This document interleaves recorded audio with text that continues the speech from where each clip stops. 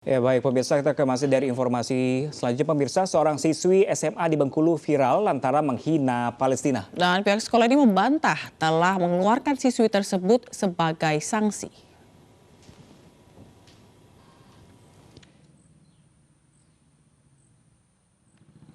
Pihak sekolah SMA Negeri 1 Kabupaten Bengkulu Tengah akhirnya angkat bicara terkait polemik sanksi bagi salah satu siswinya yang viral lantaran menghina Palestina.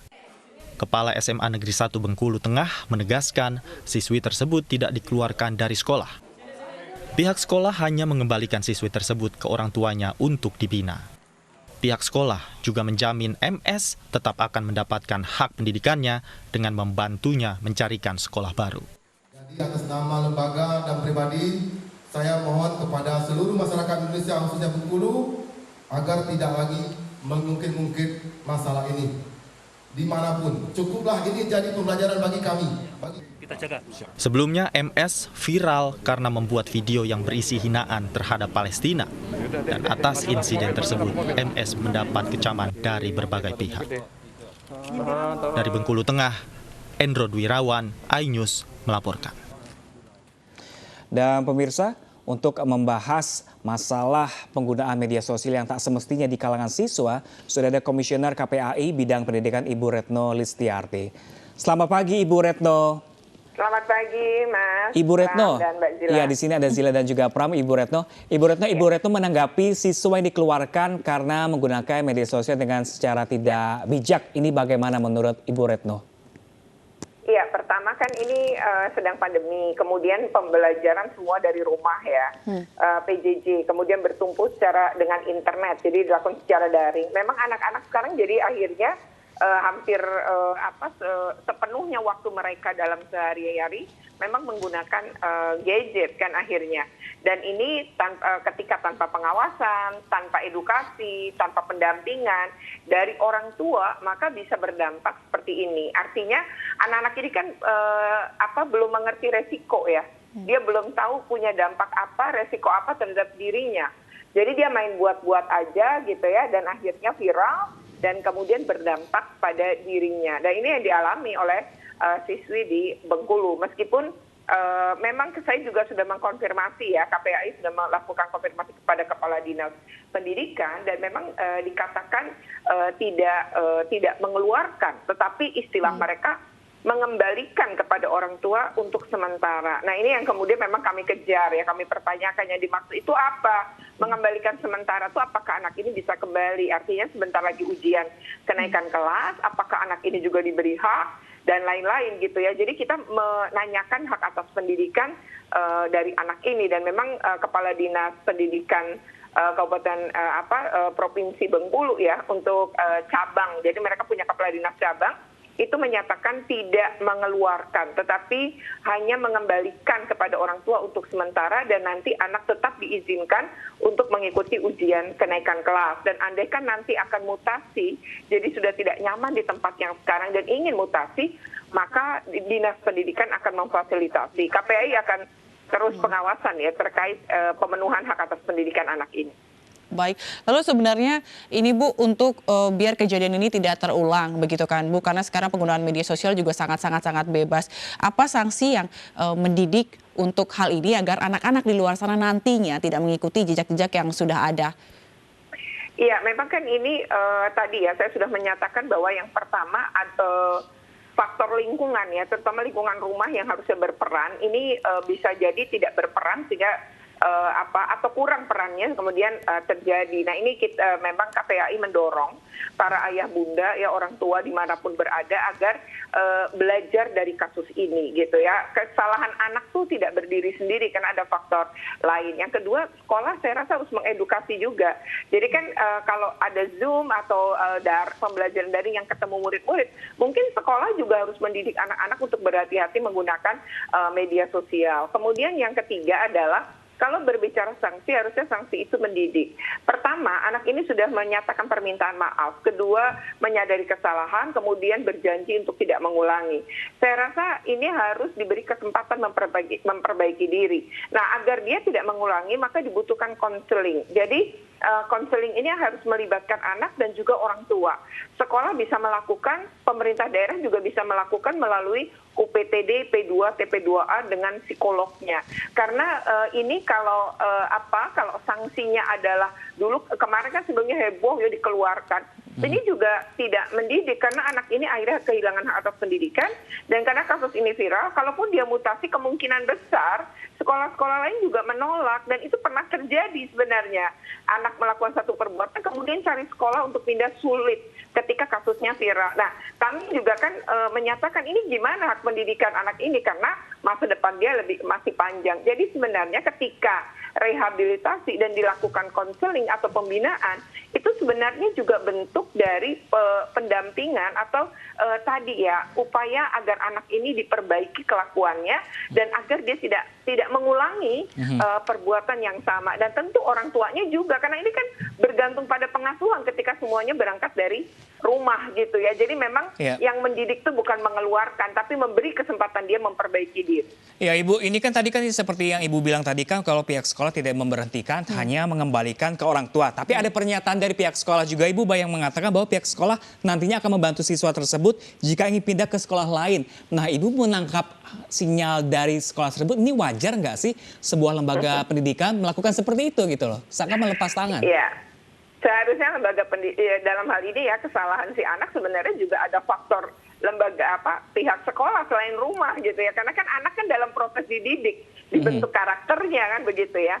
Dan ini ketika bicara begitu kan seolah sekolah tidak mau menerima anak itu lagi gitu ya. Memang kami mengkonfirmasi soal ini dan dikatakan bahwa anak ini mendapatkan pembulian memang sejak unggahannya. Dan pembulian itu justru menurut pihak kepala dinas itu berangkat dari anak-anak atau teman-temannya pada sekolah yang sama. Nah, lalu anak ini kan secara psikologi terpukul ya, dia sempat tidak mau bertemu orang. Jadi takut kalau banyak orang, itu dia takut, berarti secara itu dia mengalami stres bahkan mengarah kepada depresi. Tapi kan kita perlu melakukan assessment. Nah, karena pembulian yang begitu banyak dari lingkungan sekolah gitu ya, menurut kepala dinas ini ya keterangannya, maka anak ini kemungkinan besar tidak nyaman begitu melanjutkan sekolah di sana. Sehingga mungkin pihak sekolah akhirnya menawarkan gitu ya kepindahan tadi. Nah, ini yang kami belum tanya ya, atau belum melakukan klarifikasi kepada para murid apakah betul seperti itu gitu ya. Tapi kalau pembulian yang diterima anak ini kan sebenarnya tidak hanya berlangsung dari sekolah ini, tapi juga dari tempat yang lain. Nah, ini berarti harus sekolah ya harusnya juga ngedidik anak-anak untuk tidak melakukan pembulian gitu ya. Jadi bahwa bully itu nggak benar gitu ya. Jadi itu juga harus bagian yang dididik dan diedukasi oleh lembaga pendidikan seperti sekolah. Nah, nanti kalau dia pindah ke sekolah lain akan difasilitasi. Nah, ini harus dipastikan bahwa ada sekolah yang menerima, jangan sampai dia juga ditolak di banyak sekolah karena dianggap bahwa sudah melakukan satu perbuatan salah yang kemudian dianggap aib. Dan ya, sepertinya ini yang punya resiko ya ke depannya, makanya kami Dinas Pendidikan melakukan. Bu Retno, lalu apakah dengan adanya ini tadi kita bahas lagi banyak anak-anak yang membuat konten begitu yang tidak sewajarnya, apakah perlu di sekolah ini ada pelajaran khusus untuk pembuatan konten atau bermedia sosial begitu, Bu? Ya, ini sebenarnya ada literasi digital ya. Literasi digital itu sekarang sudah dibuat oleh Kemeninfo. Hanya Kemeninfo ini harusnya bekerja sama menurut saya dengan Kemenak yang punya sekolah dan Kemdikbud yang punya sekolah. Jadi literasi digital ini cukup lengkap. Ada beberapa bagian yang salah satunya itu memang mengajak anak itu untuk aman, bermedia sosial itu seperti apa, dan orang tua perannya seperti apa, guru seperti apa. Nah, ini yang menurut saya belum disosialisasi meskipun sudah dibuat. Nah, literasi digital ini penting karena anak-anak kita ini, ya mereka berselancar begitu saja seringkali tanpa pendampingan. Dan seringkali tanpa diedukasi. Jadi mereka nggak tahu sebenarnya seperti apa yang bijak, yang benar, yang sehat. Karena banyak orang dewasa juga menggunakan media sosial dengan cara-cara tidak bijak dan tidak sehat. Anak-anak ini melihat dan kemudian meniru. Nah, ini berarti makanya di dalam literasi digital ini orang dewasa juga bagian yang diedukasi. Jadi menurut saya ini untuk bangsa kita, bahkan untuk seluruhnya. Nah, tinggal Kemeninfo udah bikinnya bagus-bagus, tapi kalau tidak disosialisasi dan tidak disebarluaskan, saya rasa kan jadi nggak ada manfaatnya juga ya. Jadi memang ini kami mengapresiasi Kemeninfo atas pembuatan ini dan berharap ada kerjasama lintas kementerian dan lembaga untuk mensosialisasi agar generasi muda kita maupun yang enggak generasi muda, yang orang dewasa mencontohkan yang tepat dalam bermedia sosial yang sehat. Ya, Ibu Retno, seperti Ibu Retno yang bilang di awal tadi bahwa ini karena lagi masa WFA sehingga murid harus menggunakan sosial media dan juga memegang digital seperti handphone seperti itu untuk pembelajaran. Nah, ini pengawasan orang tua untuk menghindari hal-hal serupa nih seperti apa, sejauh apa orang tua bisa mengawasi, seperti apa sebenarnya? Iya, pertama memberikan edukasi dulu ya, bahwa ada bahaya-bahaya Undang-Undang ITE misalnya itu harus disampaikan kepada anak, terutama anak-anak yang memang sudah SMP, SMA gitu ya, itu kan sudah bisa. Untuk yang SD ini juga ada tersendiri gitu. Nah, yang kedua adalah menurut saya harus bikin aturan main. Jadi orang tua harus bikin aturan main dalam penggunaan gadget, karena di dalam survei kami data menunjukkan 68% orang tua itu tidak memberikan edukasi, bahkan juga tidak memberikan aturan main, itu sampai 80%. Nah, kenapa kemudian ini terjadi? Ya mungkin orang tuanya juga tidak teredukasi, jadi orang tuanya juga harus diedukasi ini oleh negara. Nah, kemudian setelah aturan main itu misalnya begini, penggunaan gadget itu dari kapan? Kalau sekolah online-nya berlaku dari jam 8 sampai 12, maka penggunaan bebasnya setelah jam 12. Nah, ini misalnya bisa diatur makan siang dulu, istirahat siang dulu, misalnya main game. Main game boleh misalnya 1 jam untuk anak yang SD, 2 jam boleh untuk SMP atau SMA. Kemudian penggunaan lain adalah tidak di password gitu ya, dari awal harus mengatakan begitu agar orang tua bisa melakukan pengecekan. Memang bukan berarti kepo dan melarang-larang, tetapi bahwa harus dilihat anak-anak itu melihat konten-konten seperti apa. Bisa saja dia melihat konten kekerasan, konten pornografi, ini yang akan dicegah. Jadi secara prinsip memang peran orang tua itu sangat besar. Kalau negara hadir dengan peraturan perundangan, maka orang tua harus hadir dengan secara pengawasan dan pendampingan kepada anak-anak. Nah, ini yang memang kurang dilakukan oleh orang tua di Indonesia.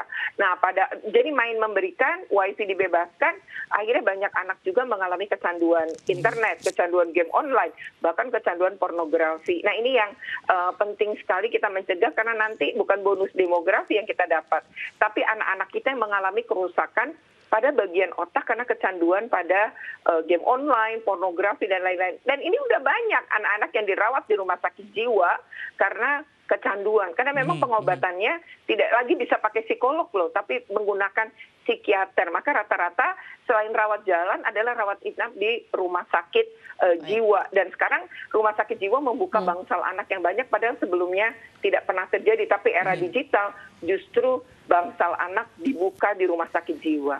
Lalu Bu, ini tadi kan seperti yang sudah disebutkan tadi, setelah adanya literasi digital, bagaimana sebenarnya penerapannya Bu agar benar-benar efektif? Ya, penerapan ini kan sebenarnya ada panduan ya. Di literasi digital itu ada panduan untuk orang tua, orang dewasa di sekitar anak, dan untuk anak-anak. Bagaimana anak-anak tidak mengakses konten-konten yang tidak sesuai usianya atau yang berbahaya untuk tumbuh kembang dia.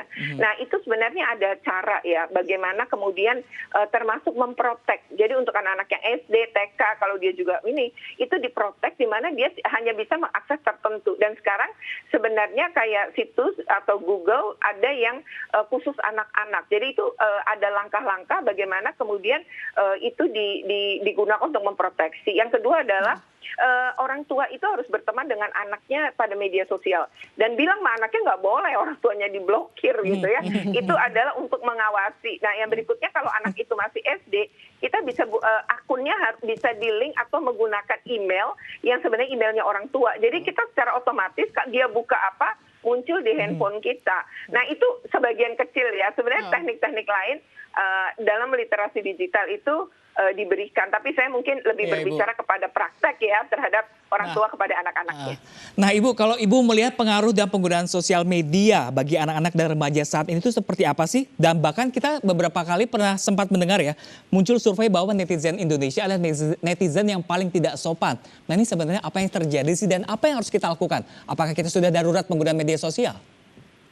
Ya, pertama saya melihat ada kegagalan juga ya dalam pendidikan kita. Tapi ini bukan cuma sekolahan, karena pendidikan itu sebenarnya 3 ranah.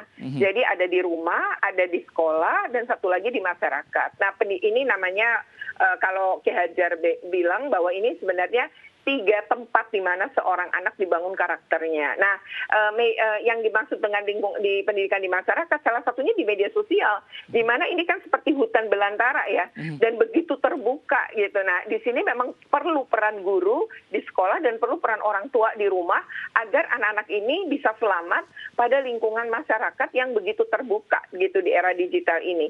Dan menurut kami ya KPAI, karena tadi ya dibilang nggak sopan, itu akhirnya dicontoh anak-anak, karena yang melakukan itu kan orang-orang dewasa. Nah, jadi memang ini harus dimulai dari ayah bunda. Bagi Anda yang memiliki anak dan memiliki media sosial, dan anaknya juga punya media sosial, maka ayah bunda harus menggunakan media sosial secara bijak, secara cerdas, upload hal-hal yang positif, upload hal-hal yang membangun motivasi, ya semangat dan silaturahmi, itu pasti akan dicontoh oleh anak-anak. Tapi kalau ayah bundanya melakukan sebaliknya, mencaci, memaki, ya mudah sekali menghina, dan lain-lain, saya rasa anak-anaknya sudah otomatis akan meniru, karena perilaku anak itu peniru. Anak peniru ulung, sampai 70% perilakunya dalam tumbuh kembang di awal, tumbuh kembangnya dia akan menjadi peniru ya. Jadi orang tua ini penting sekali menjadi media bagi anak-anak, menjadi model bagi anak-anak untuk belajar bagaimana bermedia sosial yang Ibu, bijak. jadi kita perlu nggak sih Bu sanksi tegas Ibu tertulis dan tertera di undang-undang seperti itu Ibu, ada pidananya? Agar tidak semua viral dan ujung-ujungnya minta maaf seperti itu. Perlu nggak ada sanksi pidananya? Sebenarnya undang-undang ini sudah mengatur ya, tapi memang kalau di dalam ketentuan undang-undang sistem peradilan pidana anak misalnya, di SPPA itu memang kalau untuk anak-anak berbeda. Polisi pasti akan menerapkan dulu adalah untuk apa istilahnya tuh penyelesaian dulu di luar pengadilan melalui jalur yang disebut yang biasanya orang mengenalnya dengan mediasi. Jadi memang kalau dalam peraturan perundangan khusus anak begitu, karena anak tuh kan tadi ya dia kesalahannya nggak berdiri sendiri. Tapi kalau untuk orang dewasa kan sudah jelas dalam peraturan, hanya untuk anak memang harus menggunakan SPPA gitu. Jadi sebenarnya kalau secara peraturan perundangan itu sudah bagus ya, maksudnya sesungguhnya sudah kuat negara hadir, yang bahkan banyak orang juga menilai jadi berlebihan gitu kan ya. Tetapi kalau untuk anak-anak memang berbeda. Nah, ini yang kadang-kadang orang dewasa atau netizen Indonesia kadang kalau belain aja terus kalau anak boleh segalanya, bukan begitu sebenarnya. Karena anak-anak ini melakukan semua itu karena ada model, ada pengasuhan yang negatif, ada pengawasan yang tidak tepat atau pengawasan yang sangat lemah. Nah, sehingga anak-anak ini melakukan kesalahan. Jadi kan dia bukan orang dewasa yang bisa berpikir seperti orang dewasa atau resiko dan lain-lain, kan anak-anak tidak ya. Jadi berbeda lah, memperlakukan anak memang berbeda. Baik, terima kasih banyak Ibu Retno Listiarti telah berbagi informasi bersama kami di sini.